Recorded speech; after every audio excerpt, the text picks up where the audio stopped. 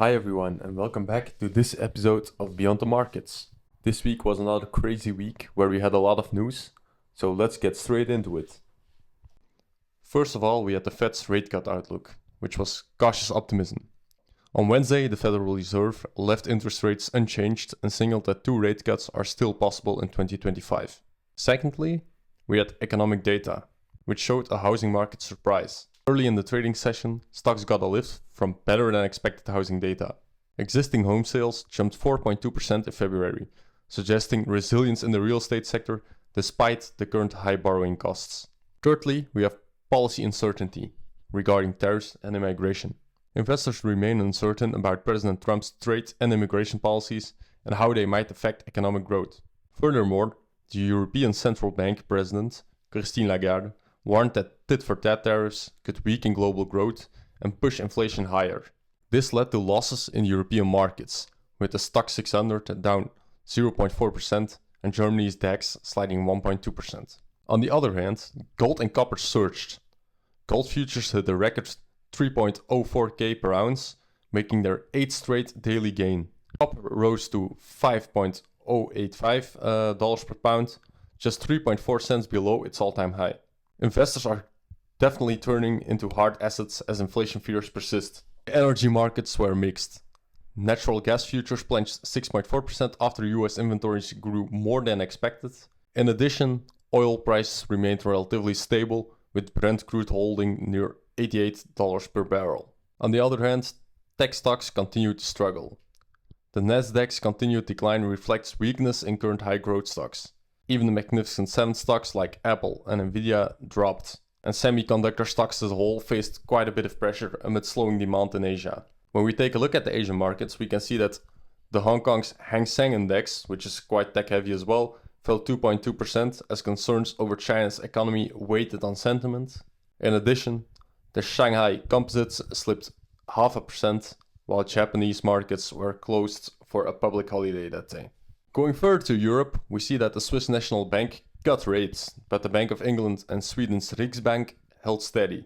European equities and the euro weakened significantly after Lagarde's warning on tariffs. The market remains in a wait-and-see mode, balancing Fed expectations, inflation concerns, and of course, the policy uncertainty with the tariff war going on. Big news for the crypto world. The SEC is dropping its legal case against Ripple, and XRP token has surged more than 10%. Could this be a turning point for crypto regulation in the US? And what does it mean for the future of XRP? Let's break it all down. XRP is on the move, trading around $2.5 per coin, up 11% in just 24 hours, after Ripple CEO Brett Garlinghouse confirmed that the SEC will withdraw its appeal of a previous court ruling. This is a huge win for Ripple, which has been battling the SEC for years over whether XRP is a security or not. But this case is not just about Ripple. This could signal a major shift in the US crypto regulations. Let's rewind. Back in October, the SEC appealed a court decision that said Ripple's XRP sales on public exchanges did not have to comply with investor protection laws. Now, the SEC is backing off, with the Ripple spokesperson confirming the agency will drop the appeal, pending an official commission vote. This isn't just about Ripple. Over the past few weeks, the SEC has dropped cases against Coinbase, Kraken, and Consensus. The agency has also ended multiple investigations into crypto firms, saying a new SEC crypto task force is working on a comprehensive and clear regulatory framework. So could this mean the US is finally easing its crackdowns on crypto? With Trump back in office, many believe his administration is pushing for a softer stance on crypto regulation. While the SEC hasn't officially commented, this move suggests we could see a more business-friendly approach in the months ahead. So what does this mean for XRP holders? Well, with the legal uncertainty fading, many believe XRP could gain more adoption, partnerships, and mainstream recognition. Now, let's take a look at our charts. But before we get into that, let's look at the Straddle price. Every week we look at the Straddle price and discuss if selling it last week would have been profitable if held till expiration. The Straddle price gives us a pretty accurate estimation of what the market makers want to receive to sell the volatility for the week ahead, and as such, how wide they expect the market to go up or down at most. We have opened the 7 days till expiration short straddle last week, you would have generated a significant profit of $1,235 this week, which should be a profit of over 90%. This is mainly due to the fact that the S&P 500 ETF, SPY, and the markets as a whole had a relatively stable week.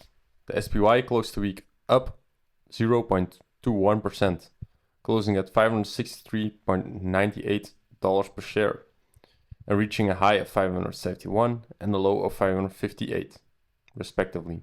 For the first time in a while, we are seeing some stabilization, and it is the first green weekly close we have seen since the middle of February.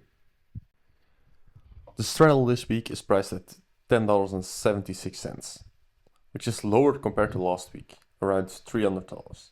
Once again, selling the straddle could still be very profitable this week, as there is still quite a bit of volatility priced in. This gives us an interval between $553.23 and $574.44 on the S&P for the straddle to be profitable. The max pain on the other end currently sits at $570 for the expiration next Friday. When we look at the Nasdaq, we can see that the Nasdaq closed the week up 0.25%, reaching 19.74k. The NDX reached a high of 19.87k and a low of 19.15k this week. The Russell 2000 closed the week up 0.63%, reaching 2.1k approximately. Small cap index gained more compared to its tech-heavy counterparts, the Nasdaq and the S&P, and last week it also lost less than both of these as well. This is showing that the Russell might be bottoming out.